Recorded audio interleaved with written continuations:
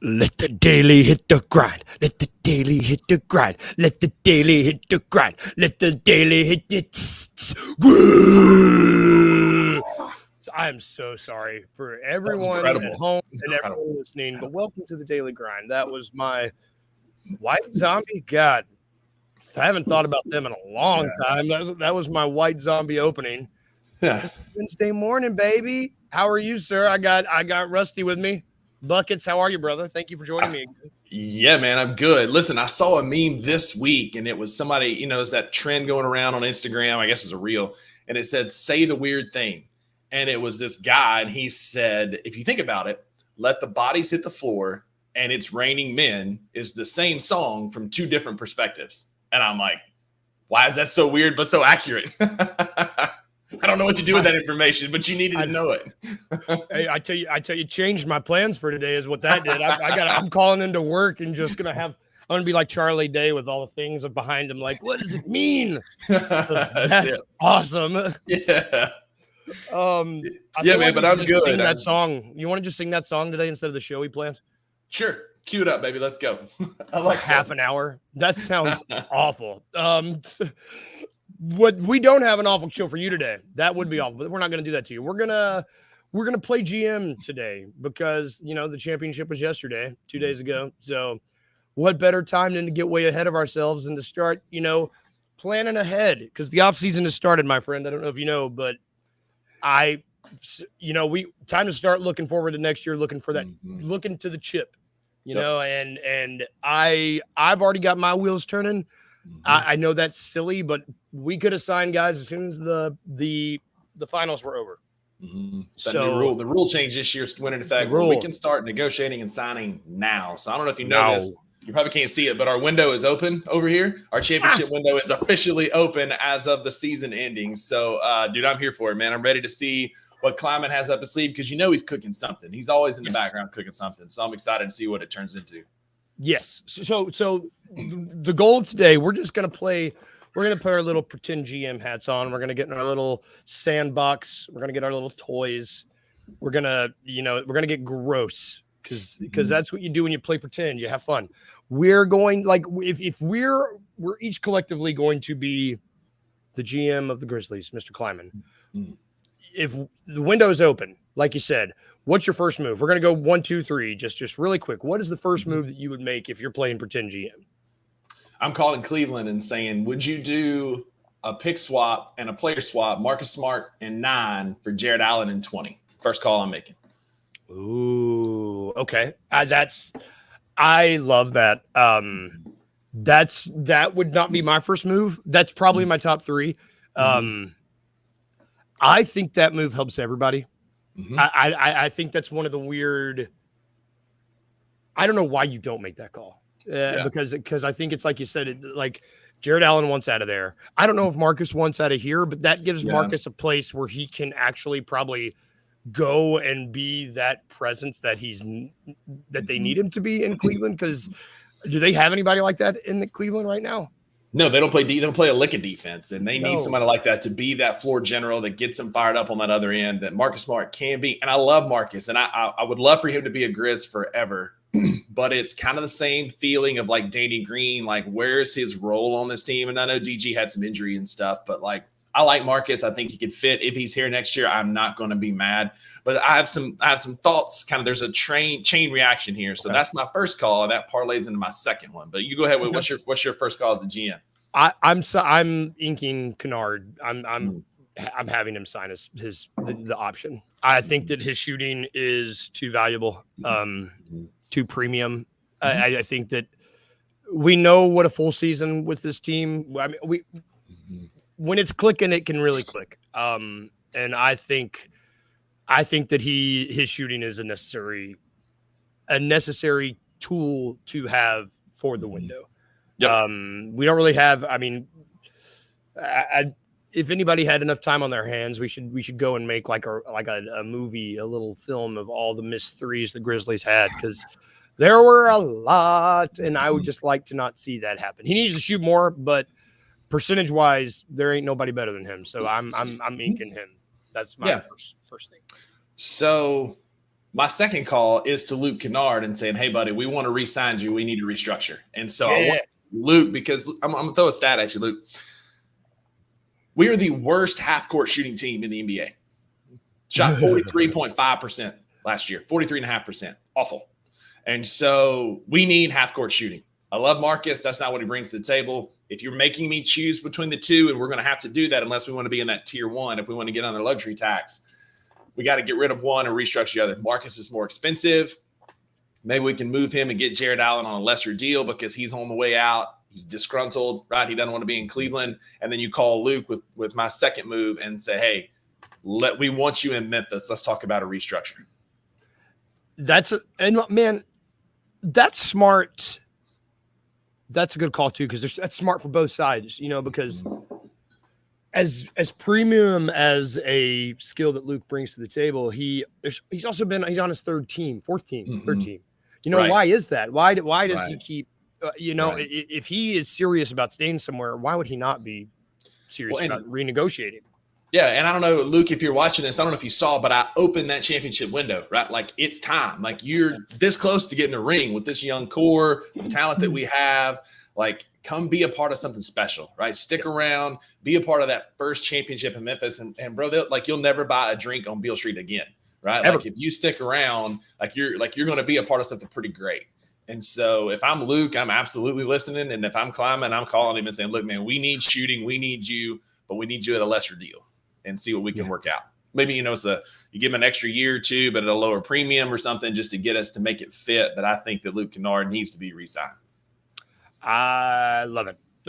My second thing, it's similar to your first, but on a lesser scale. I'm addressing the center position, but I'm not going for one of the bigger names. I'm going to do shout out Wayno in the comments. Good morning, my friend. Good night to you. His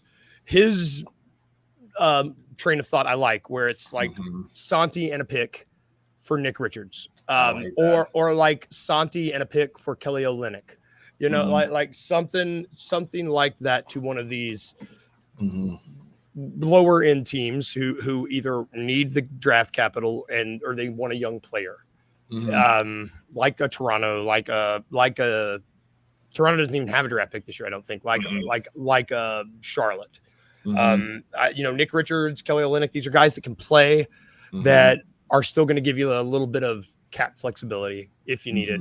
Who, you can find there's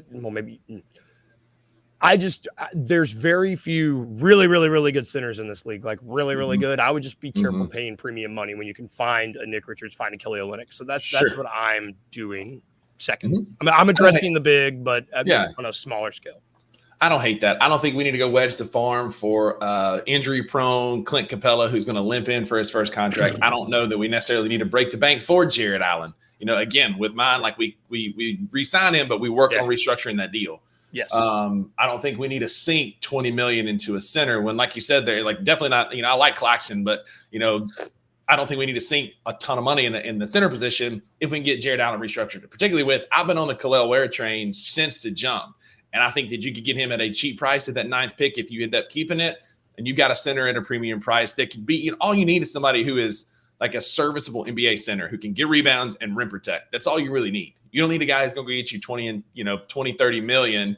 You just need 20 and 30 points. You just need somebody that's going to get 8 to 10 rebounds a night, get you a couple block shots, spell Jaren a little bit, keep him out of that 5 slot, let him play where he truly can in that hybrid 4 model.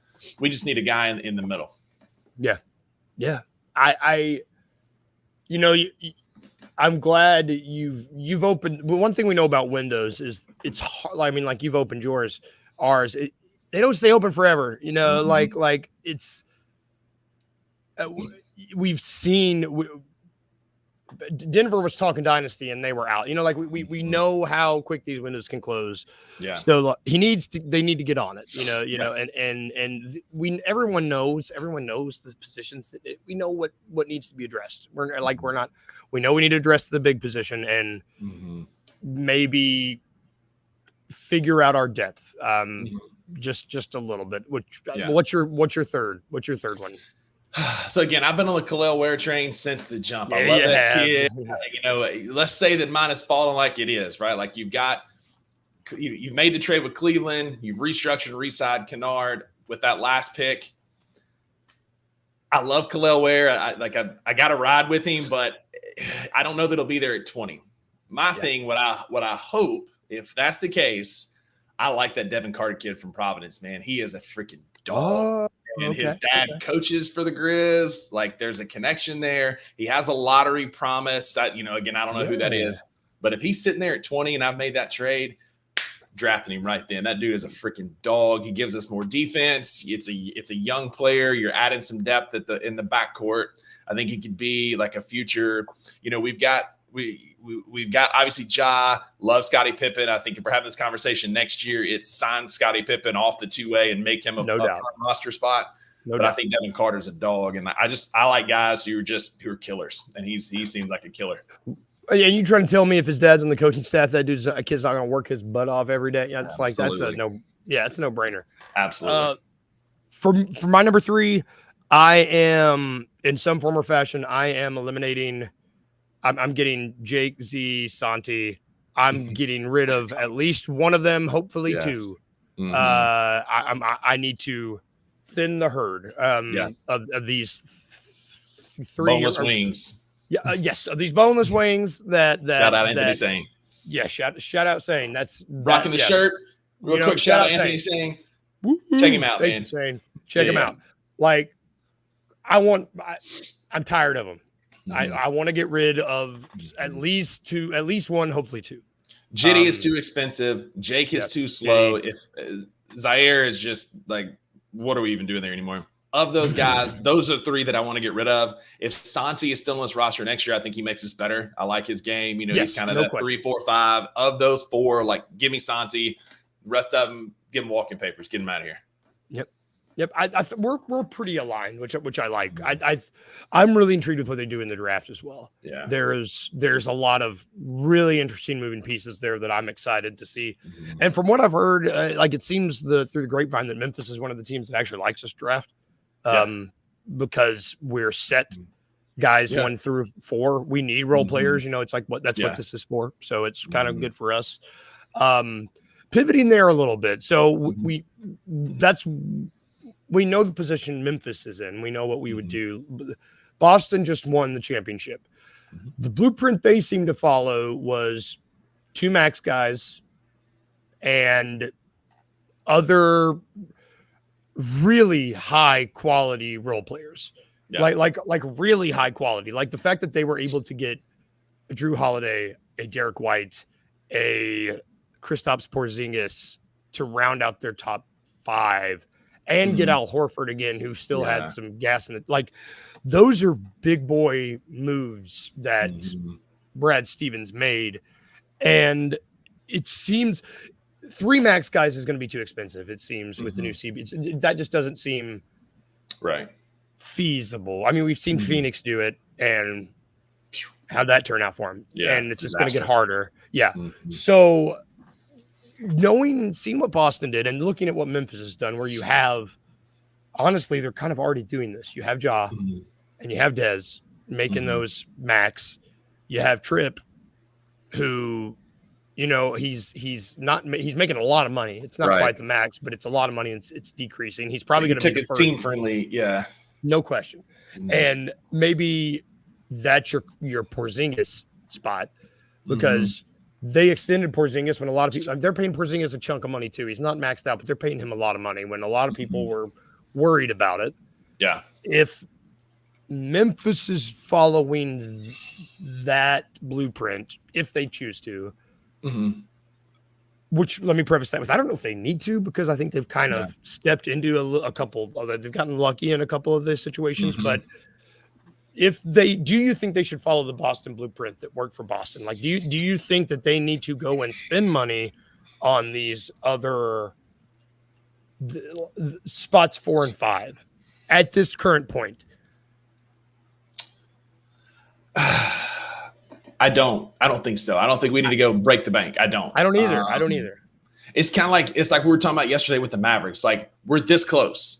don't screw it up, right? Like, don't go out and sign all these supermax contracts, create a locker room dysfunction, and then at the trade deadline, we're sitting there going, what happened? What were we thinking, right? Like, small moves, man, just chip away at it. We don't need to be, a huge spender when you've got a very talented team. I think the culture is good. I don't care what, X and some of these guys have said. I think the culture is good. Our guys like each other.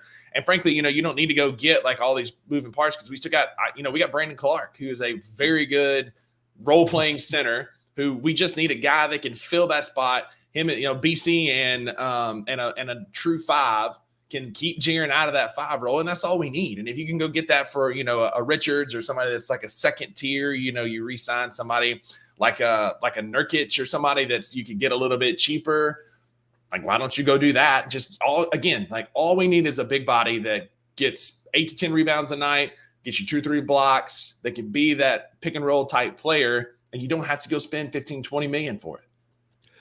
Yes, and also I'm a firm believer that Gigi and Vince are only going to get better. 100%, and they can, like, you give me a lineup of Ja, Dez, Vince, Gigi. Trip. Like, that's a lineup of death. Yes. I think whereas Boston had to go and spend money to fill out those parts, I think Memphis might have just gotten really lucky with two of these guys. Yeah, like Gigi and Vince are no joke. Yeah, Vince is like Drew Holiday, but with a 3-ball. Like, he can shoot. Yep. Like, Vince can shoot when you need him to, and he's a plus defender, man. He is maniacal. Like, he is your favorite player's worst nightmare, and he's only going to get better. I mean, freaking Gigi is on a list with Kobe, LeBron, and KD. If you're on that list, you're pretty good at the basketballs, and he's only going to get better. The kid's 19. Like, he can barely vote. He can't even legally buy a drink out at the club, and so, like, the kid's only going to get better, right? So, like, keep your superstars. We got superstars at home. Give me my boy Gigi, Vince. Don't go break the bank. Follow just whatever. Keep John Dez happy. Tripp, he'll get his deal in the future. Let's build a win now without breaking the bank. You don't have to do it. Yeah, the Boston blueprint may work for Boston, but the Grizzlies got a goal that is working for them right now. So I'm going to say stick with it. We're going to be more like that Spurs team that just kind of built over, acquisition just slowly over time. And then we're going to become that dynasty where people are going to get sick of Memphis winning all these freaking championships. The Spurs were the Spurs were a true dynasty. Guess what? Didn't matter. They didn't win back-to-back championships because they still beat ass over that entire time. Doesn't matter. Doesn't 100%. Matter. We're going to take a break, and then when we get back, we're going to introduce a new segment. Haven't had one of those in a while. I'm pretty excited for this. I don't have a cool graphic yet, but I'll give you a little hint. The segment is going to be movie-related. Surprise, surprise. But right after this break. Speaking of getting rid of toxins, Kenny Stubblefield, David Jones. Oh, wow. Nah, I mean, depending on who you look at it. He may be a toxin to University of Memphis. The University of Memphis might be a toxin to him. In a very dramatic fashion, David Jones decided he will be taking his talents to the NBA. At around 10:55, man, it started feeling a little bleak. I text you. I said, Kenny, is there any hope? I mean, he kind of the writing's been on the wall, right? Like, I mean, he said it to the Daily Memphians, Drew Hill at the combine. If I get all any inclination that I can get, think at me the right way, I'll stay in the game. You only have a very short window of time. I think that window is very small. I think you can get caught up in just becoming an amateur basketball player, and you can lose that window of opportunity. Tune in to the Anthony Sane Show Wednesdays and Fridays at 12 p.m. weekly on the Bluff City Media YouTube channel.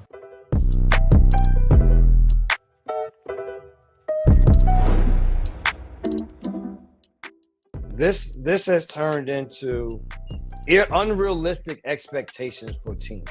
Not every team is ready to win a championship. There are steps you got to take to put yourself in position to win it. And I thought that what they had done in Cleveland had become a team that was muddled in nothing. And JB, I thought they created a little bit of a culture. You were able to find a star player. I think it's tough. I go back to what happened with Adrian Griffin in Milwaukee. I mean, you got the second best record in the NBA, and they say, well, we don't know if you're the one to get us over the top. Yeah, but the guy you bring in is only 5-6 games over 500 from that point on. You would hope that realistic expectations start to come back into the fold other than these unrealistic things that it's going to happen. Winning a championship happens just like that because it doesn't that way at all. Tune in to the Night Court podcast with your hosts, Rob Fisher and Brevin Knight, on the Bluff City Media YouTube channel.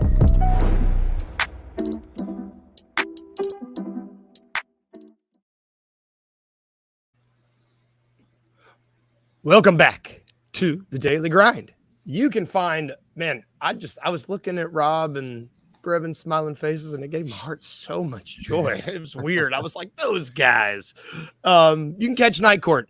You can catch the $2 Sports Show. You can catch Anthony Sane Show. You can catch the Grizz 901 Show. I'm sure there's one on Next Gen.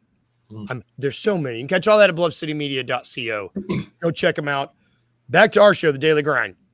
New segment time. Also, before we get into new segments, shout out our listeners. We got a lot of people joining us today. Shout out Wayno. Shout out King Meeks, brother. Good to see you. Shout out Edward. Shout out everybody. Thank you for hopping on with us.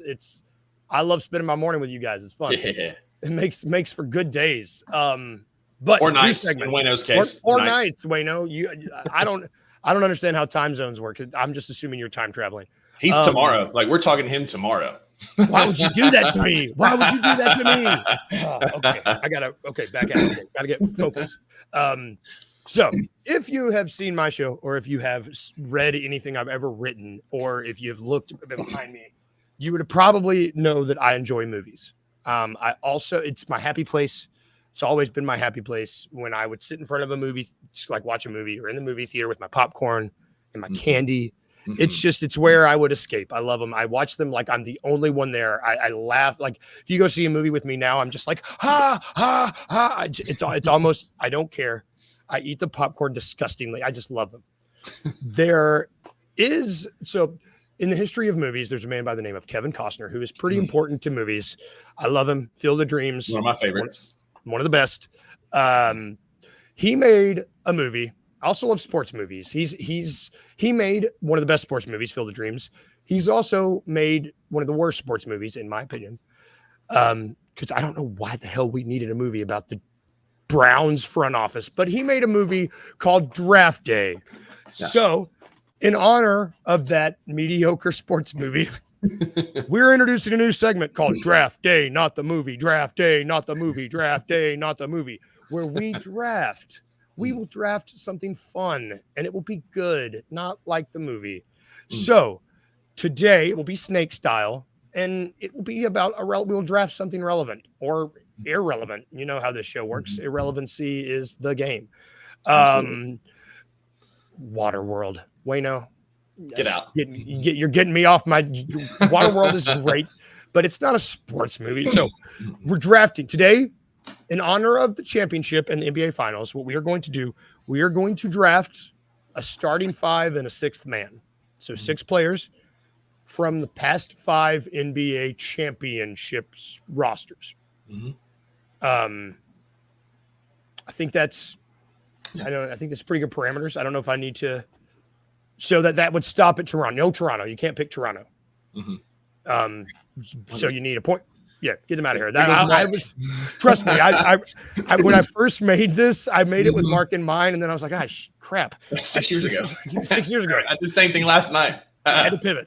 Yeah. So, just point guard, shooting guard, 2 wings, center, 6 man.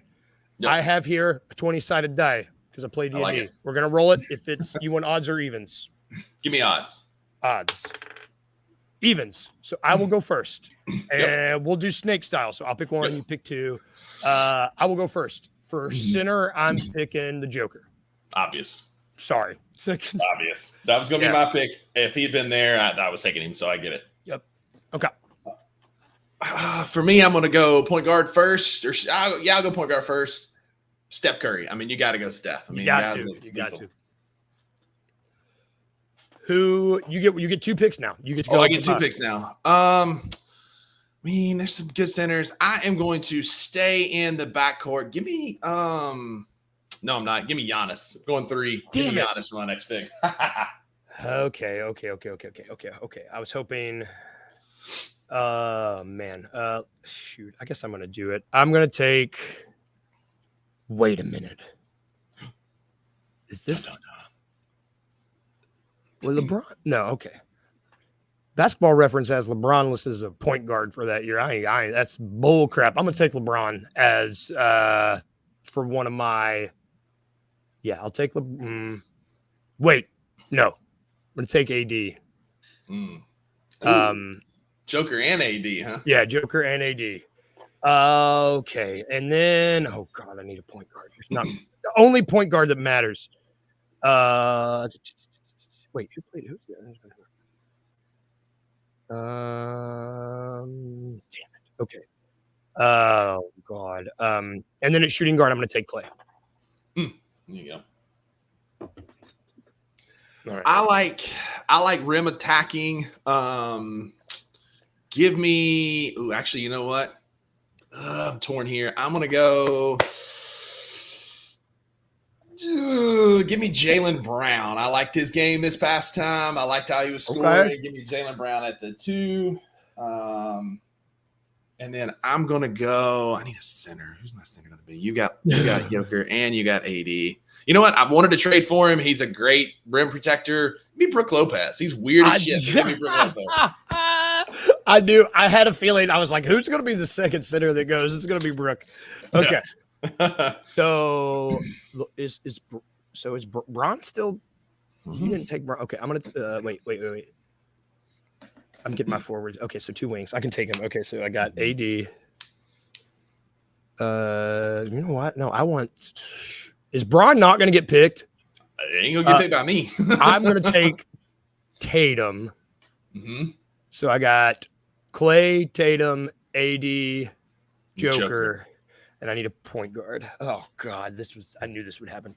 You took the only point guard on. There's only one point guard that mattered on any of these rosters. Yeah.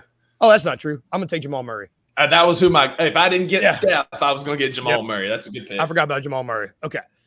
Yeah. So I need another big and a 6-man are my last 2 picks. Give me Porzingis, man. I think he was hurt, but like if he's healthy, as good as he was playing, I'm taking Tingus Pingus, as he was once called. KP from Boston as my other big. And then my 6-man, I'm kind of torn because there's a Grizz killer on here who I thought about when I was kind of making my list last night. But 6-man's good. There's a lot of good options we could do. A lot of great options here. Yeah. But I mean, maybe I'm a prisoner of the moment. But Drew Holiday, man, he's 2-time NBA champ. He's a great defender, double in the closeout game. Give me Drew Holiday as my 6-man. Hey, if you're a prisoner of the moment, so am I. I want Derek White. I want Derek White for my 6-man. So if you are a prisoner of the moment, so am I. Oh, so I didn't tell you about this, but for fun, pick a coach. Pick a head coach. Jeez, man. It's funny because these 5 coaches, it's an interesting 5 coaches that have won. Yeah, I'm torn, right? Because Missoula did a really good job this year. But I don't know that he's my pick. Give me Mike Malone, man. I like what he's doing out in Denver. He's got that roster built in the right direction. I'm going Mike Malone. Okay. I'll take Coach Bud. I'll take Bud. That's a good call. Yeah. I don't want Vogel. I don't really want Kerr. I wouldn't feel proper taking Steve Kerr. It wouldn't feel right. I would feel dirty all day. Yeah. It would feel like I was breaking the basketball code, I think is what it's called. If I took, as one might say, Coach Kerr. And I don't want to break the code. No. So I won't take him. So I like this. So let's go over them. Who's your team? So my team is Steph Curry, Jaylen Brown, Giannis, Kristaps Porzingis, Brook Lopez, Drew Holiday, coached by Mike Malone. Okay. So damn. So I've got Jamal Murray, Klay Thompson, Jason Tatum, Anthony Davis, the Joker, Derek White, coached by Bud. You know what? I'm going to put these out on Twitter. We're going to make a poll. If you're watching, tell us who, this is going to be fun. Tell us who won the draft. Yeah. Who you think would win in a 7-game series between our 2 squads. That's going to be the game. And I will release the results tomorrow or 48 hours or something. Yeah, this is fun. We're going to start. This is going to be a new segment. Like I said, draft day, not the movie. Draft day, not the movie. We're going to start doing it once a week. It's going to be fun. Yeah. Next week, it's not going to be basketball. Might be best.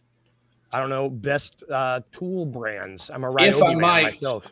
If I might make a shameless plug, $2 Sports Show, we are fans of snake drafts. And so you might see, I don't know, last week we did what foods you would consume, you would win a eating contest in. And mine was wings or tacos, like are my top twos. And Uncle Buck's were Doritos or crawfish. He stole crawfish from me. Crawfish. I know, dude.